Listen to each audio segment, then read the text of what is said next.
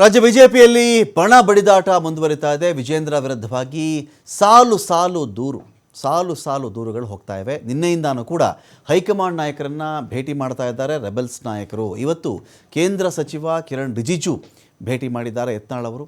Team ವಕ್ಫ್ ಹೋರಾಟದಲ್ಲಿ ಸಂಗ್ರಹ ಮಾಡಿದ್ದಂಥ ಮಾಹಿತಿಯನ್ನು, ಆ ಒಂದು ಮಾಹಿತಿಗೆ ಸಂಬಂಧಪಟ್ಟಂಥ ವರದಿಯನ್ನು ಈ ತಂಡ ಕೊಟ್ಟಿದೆ.